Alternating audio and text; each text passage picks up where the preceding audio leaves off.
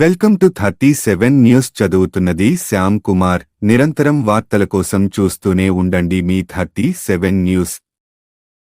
రాష్ట్ర ప్రభుత్వం కీలక ఉత్తర్వులను జారీ చేసింది. ఇందిరమ్మ ఇళ్ల నిర్మాణానికి 3,000 కోట్లు కేటాయిస్తూ జీవో జారీ చేసింది.